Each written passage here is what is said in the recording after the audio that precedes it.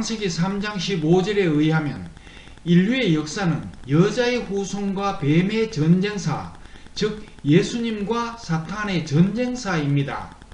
전쟁의 승패는 십자가의 전투에서 이미 결정되었습니다. 예수님이 승리하시고 반석으로 교회의 기초를 완성하셨습니다. 지금은 반석 위에 교회를 세우는 것을 두고 예수님은 교회를 세우려고 싸우고 사탄은 방해하려고 싸웁니다. 그리스도인들은 그리스도의 군사가 되어 싸우고 바리새인과 사두개인의 전통을 이어받은 뱀의 후손들은 사탄의 군사가 되어 싸웁니다. 그러므로 그리스도인들은 교회를 세우기 위한 예수님의 전략을 잘 알아야 합니다. 그리고 교회를 방해하려는 뱀의 후손이 누구인지, 사탄의 전략이 무엇인지 잘 알아야 합니다. 무엇보다 사탄의 전략에 휘말려서 많은 사람들이 사탄의 군사 노릇을 하고 있다는 사실에 특별히 주목해야 합니다.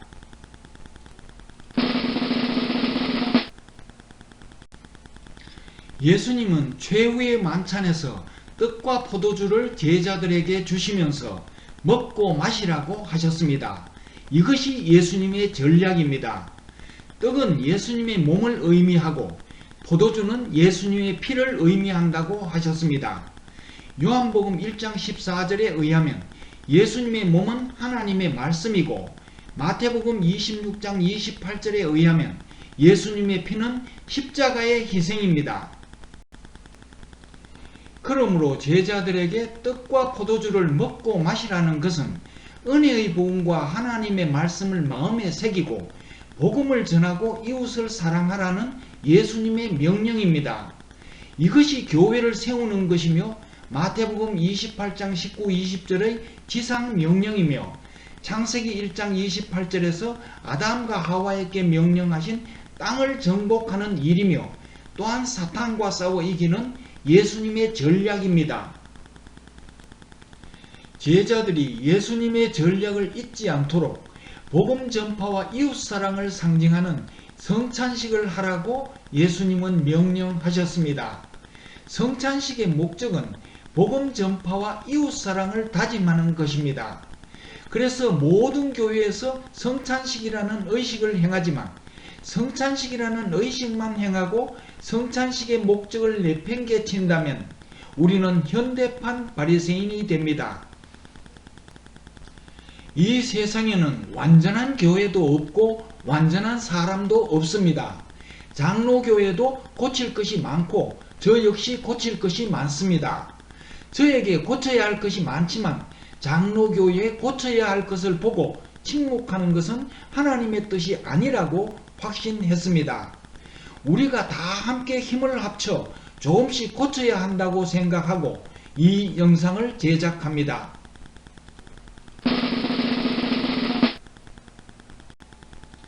예수님은 교회를 세우기 위해 은혜의 복음과 하나님의 말씀을 마음에 새기고 그것을 이웃에게 실천하라고 하셨습니다. 그러므로 은혜의 복음과 하나님의 말씀을 왜곡시켜서 교회를 방해하는 것이 사탄의 전략입니다. 첫째, 사탄은 그리스도인들이 은혜의 복음을 전파하지 못하도록 그리스도의 은혜를 변질시키거나 부인하는 교리를 조작하여 그리스도인들의 마음에서 은혜의 복음을 왜곡하려고 합니다. 둘째, 사탄은 그리스도인들의 마음을 헛된 우상에게 향하게 하여 그리스도인들의 마음에서 하나님의 말씀을 왜곡하려고 합니다. 그러나 예수님은 사탄의 방해 공작을 막기 위해 사탄의 전략을 미리 알려주셨습니다. 마태복음 16장 12절 바리새인과 사두개인들의 교훈을 삼가라. 은혜의 복음과 하나님의 말씀을 왜곡하기 위해 뱀의 후손이 조작한 교리와 우상이 바로 바리새인과 사두개인의 교훈입니다. 뱀의 후손은 광명의 천사로 가장하고 바리새인과 사두개인의 교훈은 진리로 포장했습니다. 그래서 많은 사람들이 속아서 하나님의 뜻으로 착각합니다. 그러나 성령의 인도하심을 받으면 속아 넘어가지 않습니다. 요한복음 16장 13절 그러하나 진리의 성령이 오시면 그가 너희를 모든 진리 가운데로 인도하시리니. 그러므로 우리를 진리로 인도하시는 성령님의 도움을 받고 우리가 진리라고 굳게 믿고 있던 교리 중에서 특별히 그리스도의 은혜를 변질시키거나 부인하는 교리가 있는지 살펴봐야 합니다. 그것이 바로 바리새인과 사두개인의 교훈입니다.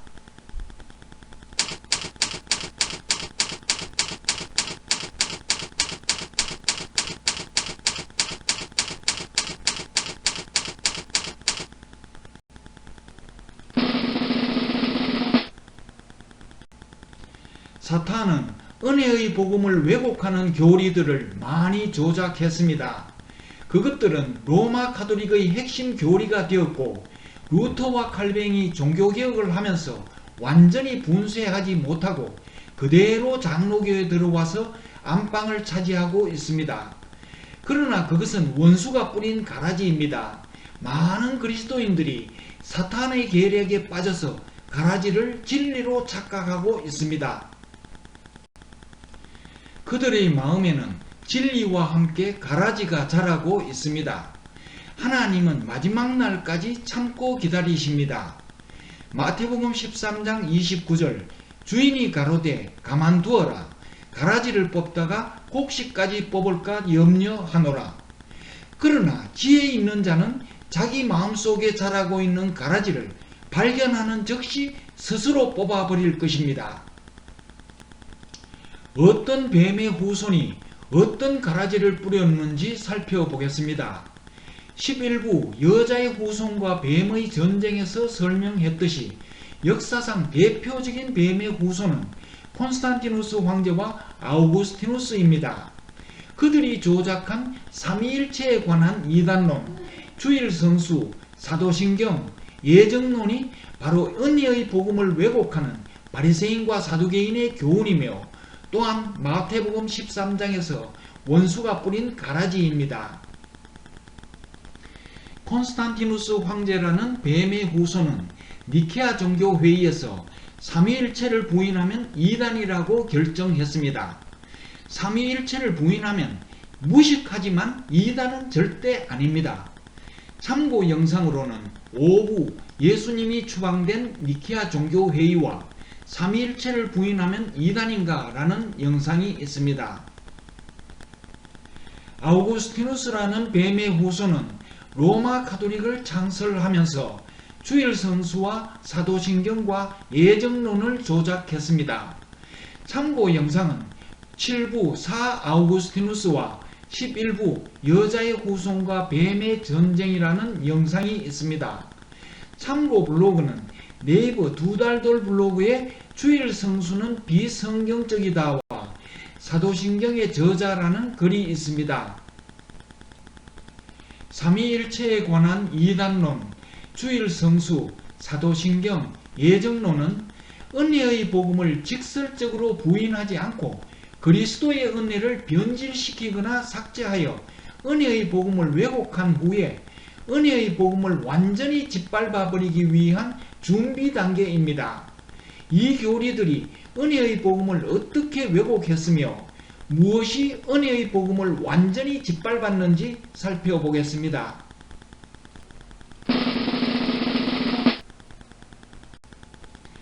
먼저 주일성수가 예수님이 그리스도이심을 어떻게 부인하고 은혜의 복음을 어떻게 왜곡하는지 살펴보겠습니다. 골로새서 2장 16, 17절에 의하면 안식일은 예수님을 설명하는 그림자이고 마태복음 12장 8절에 의하면 예수님은 안식일이 상징하던 주인입니다. 호세아서 2장 11절에 의하면 예수님이 오시면 안식일은 폐지됩니다.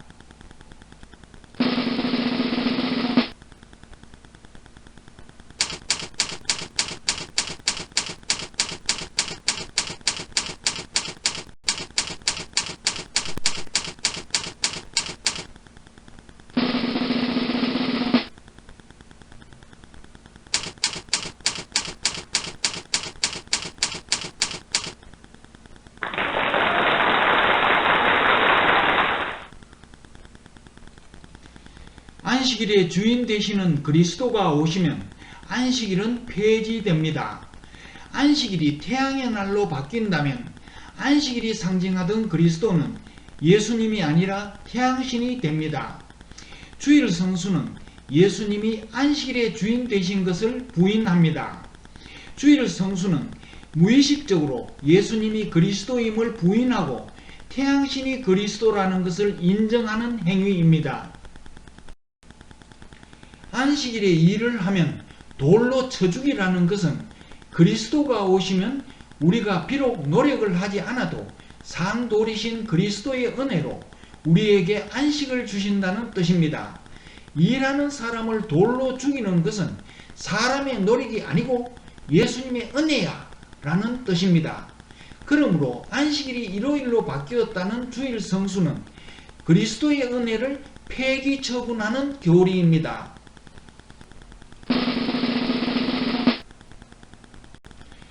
사도신경이나 삼위일체를 부인하면 이단이라고 합니다.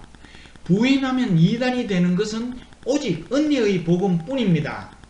구원을 받을 수 있는 유일한 방법은 오직 은혜의 복음뿐이고 은혜의 복음을 부인하면 절대로 구원을 받을 수 없으므로 은혜의 복음을 부인하면 이단이 됩니다. 은혜의 복음을 믿고 구원을 받으면 사도신경과 삼위일체를 부인해도 절대 이단이 아닙니다. 구원받은 이단은 없습니다. 사도신경을 고백하고 삼위일체를 인정해도 은혜의 복음을 부인하면 절대로 구원을 받지 못하고 사도신경과 삼위일체를 부인해도 은혜의 복음만 믿으면 반드시 구원을 받습니다.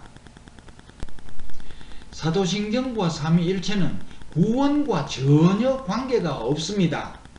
구원과 관계가 없으면 이단과 전혀 관계가 없습니다.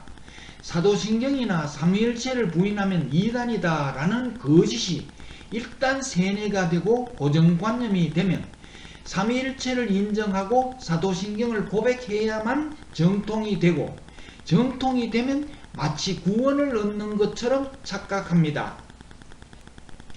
이것은 사탄의 속임수입니다. 구원과 전혀 관계없는 사도신경과 삼위일체는 그리스도인의 마음에서 은혜의 복음을 밀어내고 은혜의 복음의 대리 역할을 합니다. 그러므로 사도신경과 삼위일체는 은혜의 복음을 우회적으로 부인하는 역할을 합니다.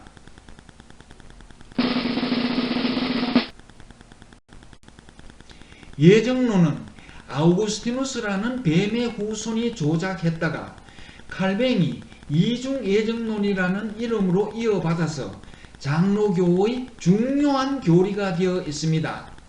그러나 이것을 미래에 적용하여 저 사람은 지옥으로 예정된 사람일지도 모른다 라고 생각하면 숙명론에 빠지게 하여 복음 전파를 가로막는 대표적인 가라지입니다.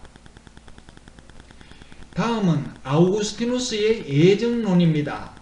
하나님은 지옥으로 보낼 사람과 천국으로 보낼 사람을 미리 예정해 놓았다. 천국으로 예정된 사람의 수요는 정해져 있다. 천국으로 예정된 사람은 누구도 멸망하지 않는다. 어떤 사람을 지옥에 폐기 처분하려고 예정하셨다는 예정론에는 그리스도의 은혜는 전혀 없고 무자비한 저주가 있습니다. 예정론이 진리라면 하나님은 절대 사랑이 아닙니다. 만일 지옥으로 보낼 사람과 천국으로 보낼 사람을 아무 조건 없이 하나님이 미리 정하셨다면 십자가에서 예수님이 흘리신 피는 절대 은혜의 복음이 아닙니다. 하나님은 아무나 무조건 선택하시지 않습니다.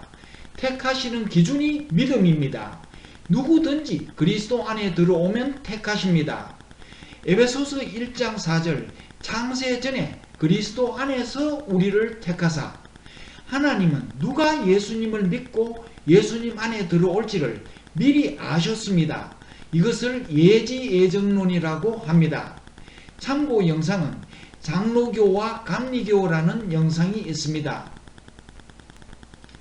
그래서 하나님은 믿는 자마다 영생을 얻으며 아무도 멸망치 않고 모든 사람이 구원을 받기 원하신다고 말씀하셨습니다.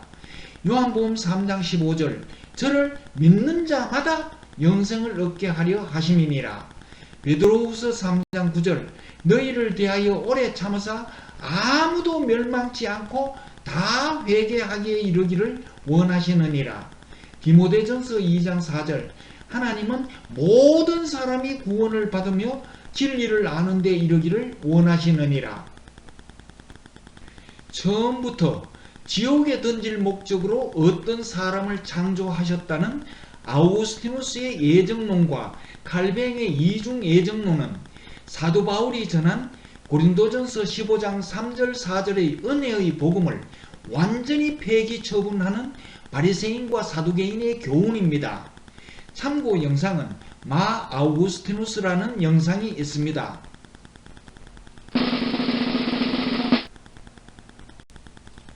아우구스티누스라는 뱀의 후손이 조작한 사도신경이라는 바리새인과 사두개인의 교훈은 장로교에서 아직도 하나님의 말씀보다 더 높은 권위를 차지하고 있습니다. 많은 사람들이 예배를 드릴 때마다 사탄의 전략에 휘말려서 사탄이 뿌린 대표적인 가라지인 사도신경을 고백합니다. 고린도전서 15장 3절의 은혜의 복음과 사도신경을 비교해 보겠습니다. 고린도전서 15장 3절 예수님이 우리 죄를 위하여 죽으셨다. 사도신경 예수님이 본디오 빌라도에게 고난을 받아 죽으셨다. 사도신경은 우리를 위해 베푸신 그리스도의 은혜를 완전히 폐기 처분하고 역사적인 사실이 그 자리를 차지하고 있습니다. 사도신경은 은혜의 복음이 아니고 갈라디아서 1장 8절의 다른 복음입니다.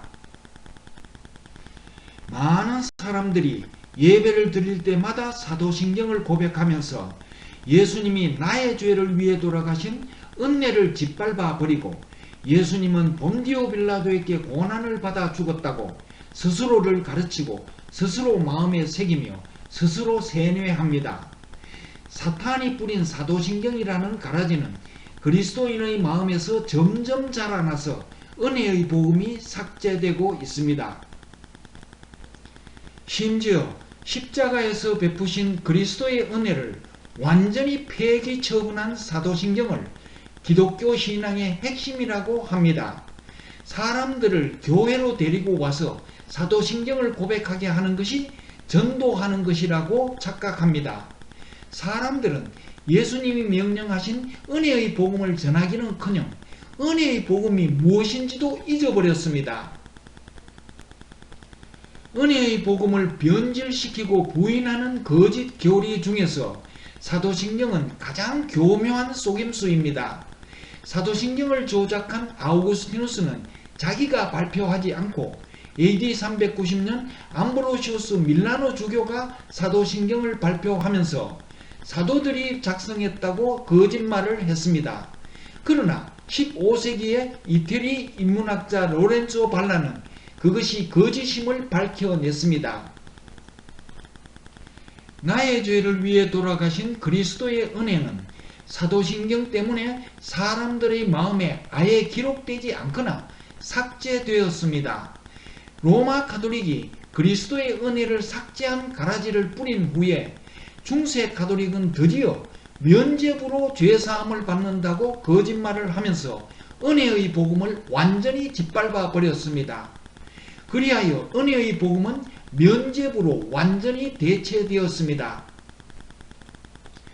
중세에는 예수님이 나의 죄를 위해 돌아가셨기 때문에 예수님을 믿기만 하면 죄사함을 받는다고 하면 예수님이 본디오 빌라도에게 고난을 받아 돌아가셨다는 사도신경을 부인하고 면죄부를 부인하기 때문에 이단으로 규정되어 화형을 당했습니다. 만일 사도신경에 은혜의 복음이 있었다면 면죄부 판매는 불가능했습니다.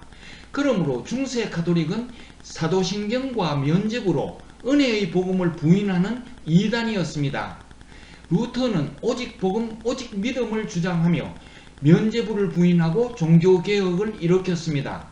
만일 지금도 가톨릭 교회가 은혜의 복음을 부인한다면 아직도 이단입니다.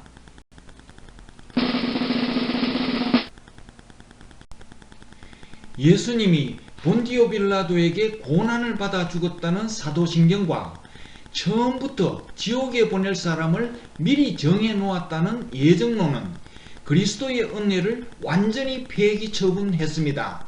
그 외에도 그리스도의 은혜를 왜곡하거나 부인하는 모든 주장과 교리는 바리새인과 사두개인의 교훈입니다. 하나님은 사도 바울을 통하여 갈라디아서 1장에서 경고하셨습니다. 갈라디아서 1장 6절 그리스도의 은혜로 너희를 부르신 이를 이같이 속히 떠나 다른 복음 쫓는 것을 내가 이상히 여기노라. 사도신경과 예정론은 그리스도의 은혜를 완전히 폐기 처분하고 은혜의 복음을 왜곡하거나 공포와 저주로 바꾸고 있습니다. 사도신경과 예정론은 그리스도의 은혜를 떠난 다른 복음입니다. 갈라디아서 1장 7절 다른 복음은 없나니 다만 어떤 사람들이 너희를 요란케 하여 그리스도의 복음을 변하려 함이라. 그리스도의 은혜를 폐기 처분하는 어떤 주장이나 교리도 은혜의 복음을 왜곡하는 바리새인과 사두개인의 교훈입니다. 사도신경과 예정론은 뱀의 후손인 아우구스티누스가 그리스도의 복음을 변질시켜 조작한 가라지입니다. 갈라디아서 1장 8절 그러나 우리나 혹 하늘로부터 온 천사라도 우리가 너희에게 전한 복음 외에 다른 복음을 전하면 저주를 받을지어다. 사도 바울이 고린도전서 15장 3절 4절에서 전한 복음은 그리스도께서 우리 죄를 위하여 죽으시고 부활하셨다입니다. 사도신경은 사도 바울이 전한 은혜의 복음과 다른 복음이며 예정론은 사도 바울이 전한 은혜의 복음을 왜곡하고 있습니다.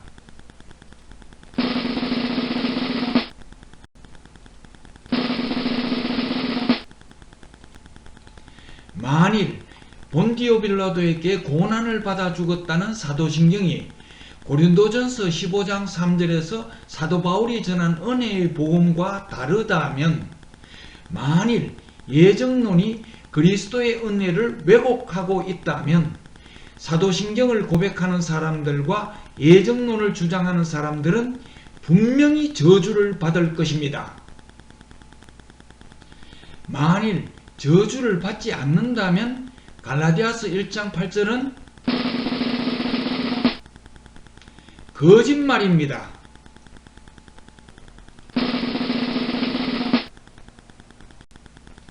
중세 가톨릭은 사도신경과 예정론으로 은혜의 복음을 왜곡하다가 면죄부가 나타나서 은혜의 복음을 완전히 짓밟아 버리더니 장로교는 사도신경과 예정론으로 그리스도인의 마음에서 은혜의 복음을 왜곡하다가 면죄부 대신에 11조가 나타났습니다. 어떤 사람은 말라기 3장의 말씀을 인용하여 하나님께 돌아가기 위해 온전한 11조를 드리라고 주장합니다. 절대 아닙니다. 골로새서 2장 16, 17절에 의하면 구약 성경은 은혜의 복음의 그림자입니다. 11조는 하나님께 돌아가는 방법을 상징하는 그림자입니다. 말라기 3장에서 11조를 드리는 것은 은혜의 복음을 받아들이고 하나님의 말씀을 마음에 새기는 것을 상징하는 그림자입니다. 참고 블로그는 네이버 두달돌 블로그에 11조는 좀비 율법이다 라는 글이 있습니다. 이 영상에서는 다시 간단히 설명하겠습니다. 창세기 14장에서 멜기세덱 제사장이 떡과 포도주를 선물하면서 하나님을 찬송하라고 하였고 아브라함은 11조를 드립니다. 이와 같이 최후의 만찬에서 예수님이 제자들에게 떡과 포도주를 주시며 먹고 마시라고 하셨고 제자들은 먹고 마셨습니다.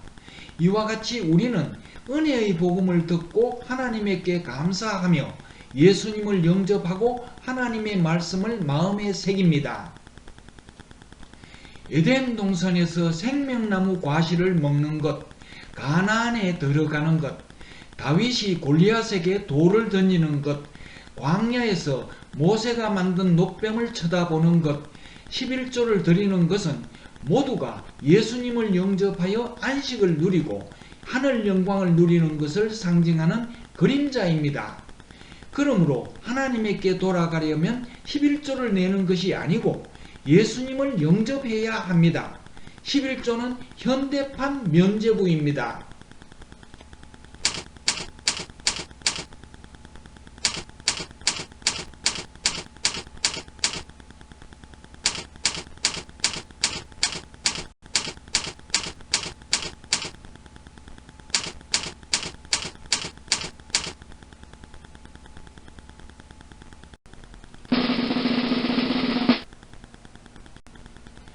먼저 우상이 무엇인지 살펴보겠습니다. 우상은 주조하다라는 뜻을 가진 히브리어 마세카와 조각하다라는 뜻을 가진 히브리어 페셀이 있고 nothing이라는 뜻을 가진 히브리어 엘릴이 있습니다. 그러므로 소중히 여길 만한 가치가 없는 것을 어떤 모양으로 주조하거나 조각하여 대단한 의미를 부여하면 우상이 됩니다. 출애굽기 32장 4절 아론이 그들의 손에서 그 고리를 받아 부어서 각도로 새겨 송아지 형상을 만드니 그들이 말하되 이스라엘아 이는 너희를 애굽 땅에서 인도하여 낸 너희 신이로다 하는지라.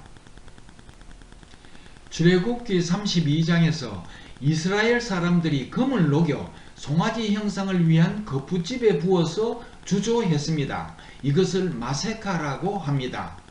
주조한 송아지 형상을 칼로 좀 더 세밀하게 조각하여 좀 더 나은 송아지 형상으로 만들었습니다. 이것을 페셀이라고 합니다. 그들이 송아지 형상의 금덩어리를 신이라고 불렀지만 그래도 그것은 금덩어리였습니다. 이것을 엘릴이라고 합니다. 송아지 모습으로 주조하더라도 아무리 세밀하게 조각하여 모든 사람들이 신이라고 불러도 그것은 금덩어리입니다.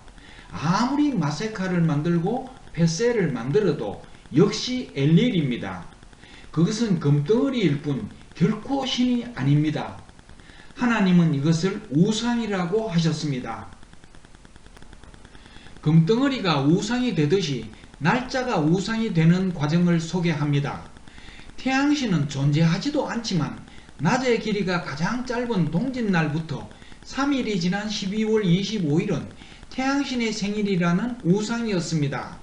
12월 25일을 태양신의 생일이라는 거푸집에 부어서 주조하듯이 많은 사람들이 태양신의 생일이라고 부르면 태양신의 생일처럼 보입니다. 이렇게 주조하여 만든 우상을 마세카라고 합니다. 거푸집에서 꺼내어 좀 더 세밀하게 조각하듯이 그날에 특별한 축제를 벌이면 좀 더 태양신의 생일처럼 보입니다. 이렇게 조각하여 만든 우상을 페셀이라고 합니다. 온 세상이 12월 25일을 태양신의 생일이라고 부르고 축제를 하며 야단법석을 떨어도 12월 25일은 겨울의 다른 날과 같은 어느 하루입니다. 이것은 nothing 우상 엘릴이라고 합니다.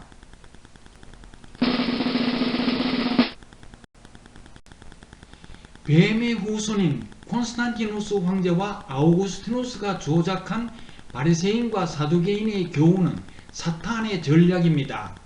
우리 장로교는 사탄의 전략인 바리새인과 사두개인의 교훈을 반드시 타파해야 합니다.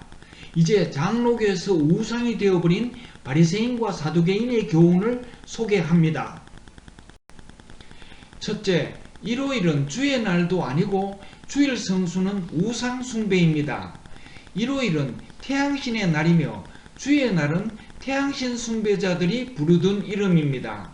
유스티누스 교부가 디아스포라의 핍박을 피하기 위해 예배일을 안식일에서 일요일로 옮겼고 아우구스티누스라는 뱀의 후손이 일요일을 주일이라고 부르며 십계명에서 안식일 계명을 없애고 주일 성수를 넣었습니다.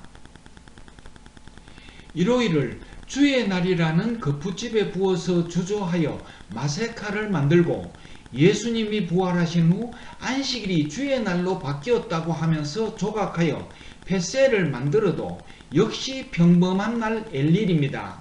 4월 초파일을 주님이 탄생하신 날이라고 부르면 불교 신자이고 일요일을 주일이라고 부르면 태양신 숭배자입니다.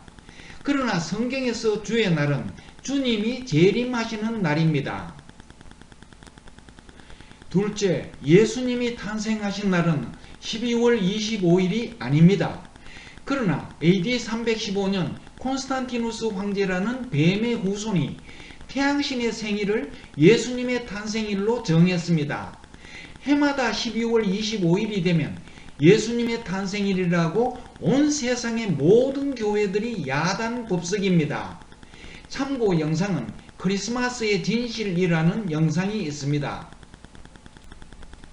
12월 25일을 예수님의 탄생일이라는 거푸집에 부어서 주조하여 마세카를 만들고 동방박사와 산타크로스와 루돌프를 동원하고 온 세상이 고요한 밤 거룩한 밤을 노래하며 조각하여 펫세를 만들어도 결코 고요하지 않고 조금도 거룩하지 않는 평범한 어느 겨울날 엘일입니다.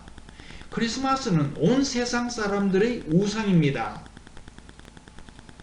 셋째, 예수님이 부활하신 날은 6월절이 지난 첫 안식일 다음 날입니다.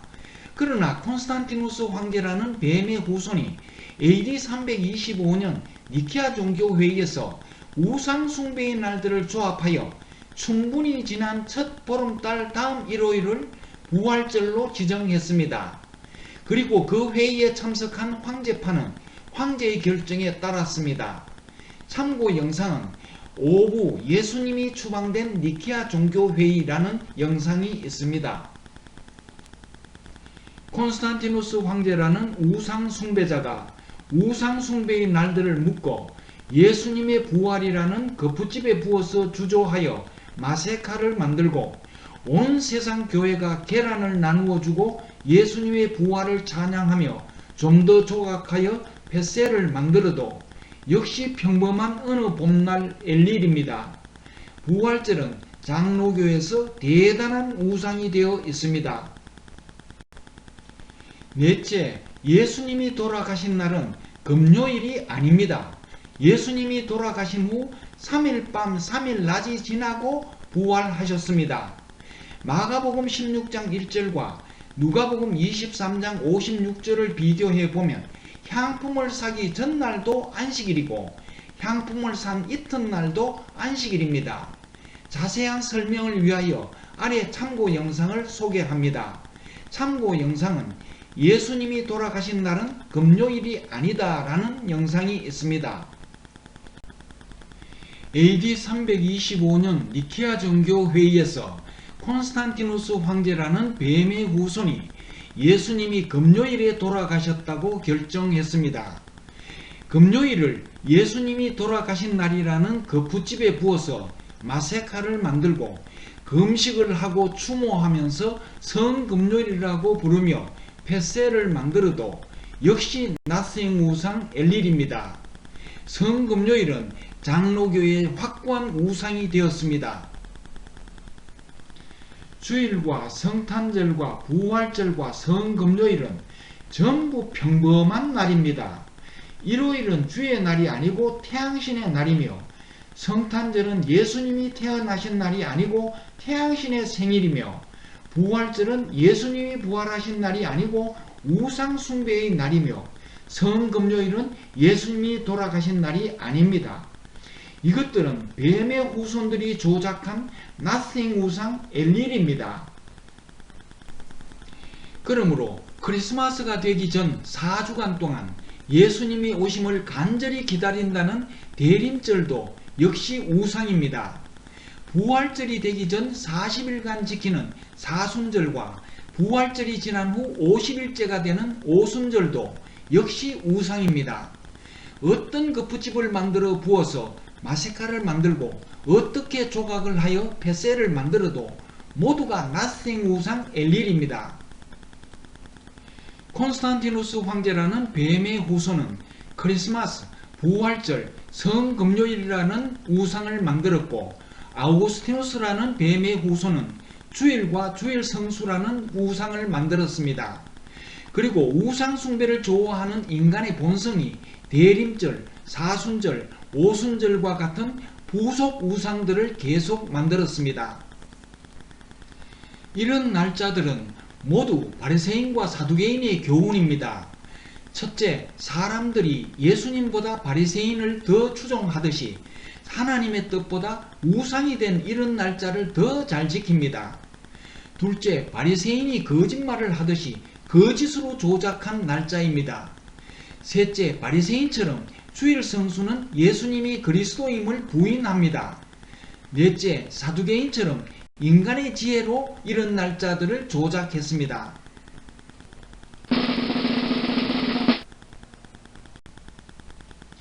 로마서 14장 5절에 의하면 일요일이 아닌 다른 날에 예배를 드려도 좋고, 예수님의 탄생일을 여름에 기념해도 좋고, 부활절을 가을에 기념해도 좋고, 해마다 다른 날로 바꿔도 좋습니다. 히브리서 10장 24, 25절에 의하면 자주 만나는 것이 하나님의 뜻입니다. 예를 들면 일요일에 예배를 드리는 것은 편리하기 때문이며, 일요일은 결코 주일이 아니며 거룩한 날이 절대 아닙니다. 진실을 가르치지 않으면 이 모든 것들은 우상이 됩니다. 교회에서 절기헌금 때문에 이런 우상들을 타파하지 않는다면 보올의 아들 발람처럼 더러운 이익을 위하여 불의의 길을 가다가 사람이 아닌 나귀에게 책망을 받듯이 영생이 없는 사람들에게 비난을 받을 것입니다. 그리고 교인들을 우상숭배자로 만들고 교회당을 우상숭배의 소굴로 만들 것입니다. 만일 하나님이 우리에게 진짜 예수님의 탄생일을 알려주시고, 만일 진짜 부활하신 날을 부활절로 지키도록 인도하셨다면 우상숭배를 좋아하는 인간의 본성 때문에 그날들은 난공불락의 철옹성과 같은 우상이 되었을 것입니다. 그러나 들을 귀가 있고 지혜가 있는 사람들은 하나님의 뜻을 따를 수 있도록 하셨습니다.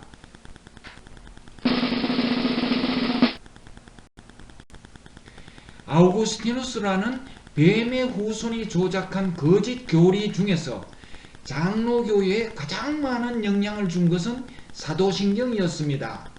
그 외에 그가 조작한 거짓 교리 중에서 장로교회에 이미 어느 정도 영향을 주고 있는 것과 지금은 전혀 영향을 주고 있지 않지만 언제 어떤 형태로 침투하여 영향을 줄지 모르는 것을 소개합니다. 첫째, 구약 성경의 십계명이 상징하던 그리스도가 오셨기 때문에 그리스도 안에서 십계명은 모두 이루어졌습니다. 신약 시대에는 십계명이 없고 요한복음 13장 34, 35절의 새 계명이 있습니다. 그런데 감히 아우구스티누스라는 뱀의 후손이 십계명을 조작했습니다. 참고 영상은 7부 4 아우구스티누스라는 영상이 있습니다. 둘째, 그는 신국론 21권 20장과 25장에서 이렇게 기록했습니다. 로마 가톨릭 외에는 구원을 받을 수 없다.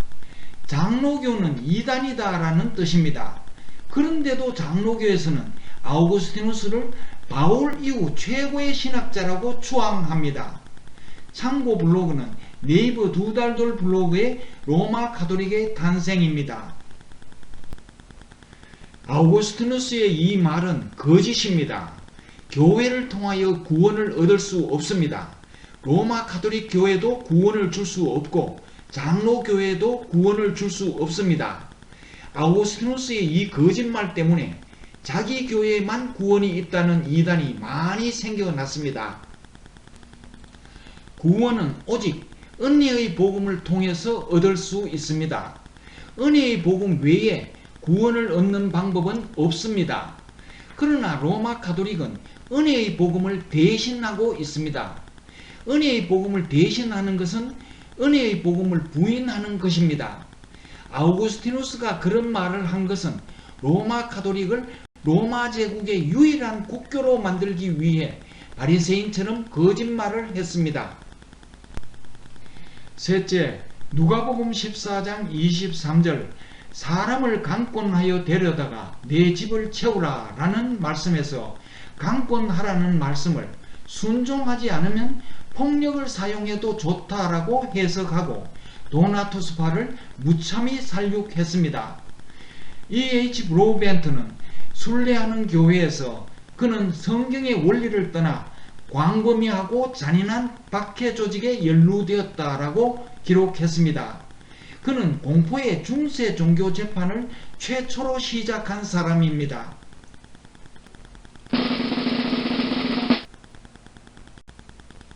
교회를 세우기 위한 예수님의 전략은 복음과 말씀을 그리스도인의 마음에 새겨 이웃에게 실천하는 것이고, 사탄의 전략은 바리새인과 사두개인의 교훈을 그리스도인의 마음에 뿌리고 그 가라지가 자라나서 복음과 말씀을 왜곡하거나 삭제하는 것입니다.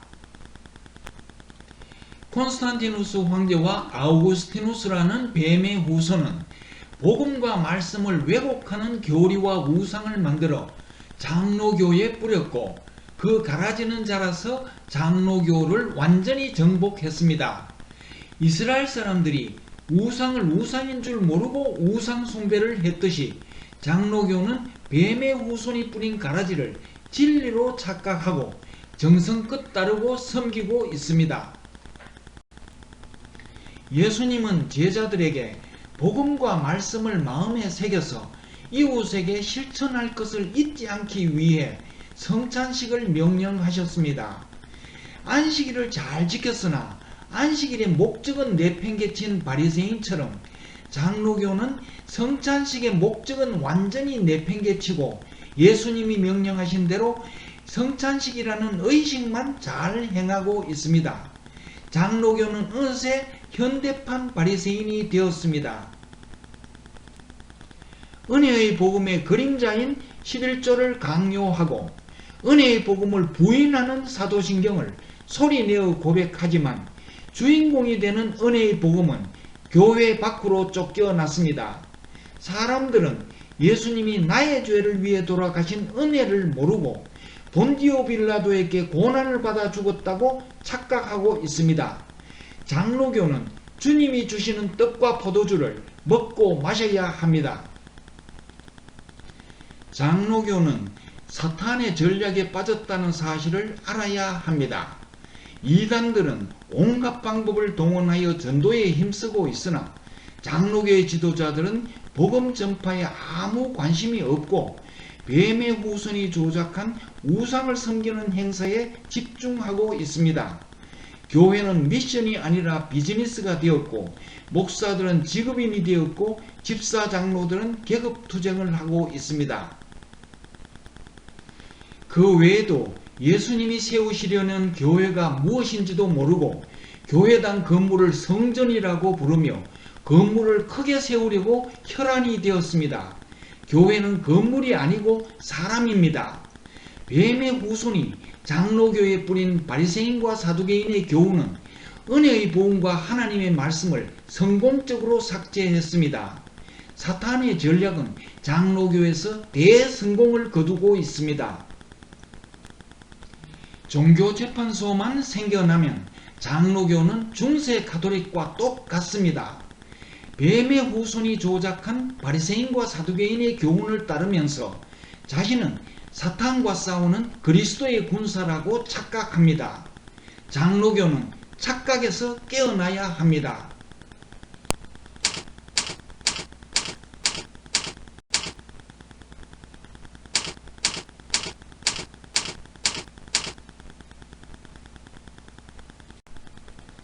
지금까지 콘스탄티누스 황제라는 뱀의 후손과 아우구스티누스라는 뱀의 후손이 조작한 바리새인과 사두개인의 교훈을 소개했습니다.